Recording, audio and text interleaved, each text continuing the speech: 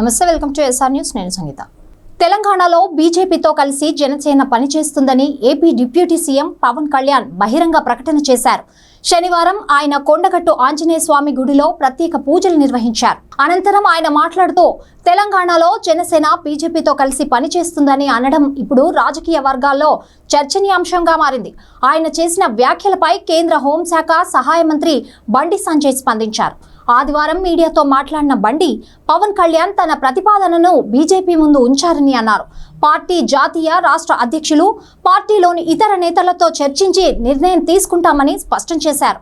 అయితే తెలంగాణలో బీజేపీతో జనసేన కలిసి నడవడం కొత్తగా తెరపైకి వచ్చిన అంశం కాదు. ఆయన బీజేపీతో పొత్తు పెట్టుకున్నప్పటి నుండి తెలంగాణలో పోటీ చేయనప్పుడు కూడా మద్దతుగా నిలిచారు. ఇటీవల జరిగిన అసెంబ్లీ ఎన్నికల్లో జనసేన బీజేపీ పొత్తులో భాగంగా తెలంగాణలోని 8 స్థానాల్లో జనసేన పోటీ చేసింది.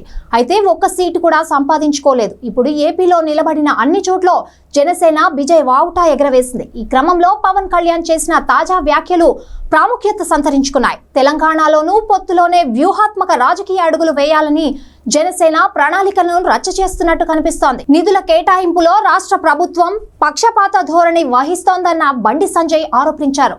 బీజేపీ ఎమ్మెల్యేలు ప్రాతినిధ్యం వహిస్తున్న అసెంబ్లీ నియోజకవర్గాల అభివృద్ధికి రాష్ట్ర ప్రభుత్వం నిధులు కేటాయించట్లేదని ఆగ్రహం వ్యక్తం చేశారు.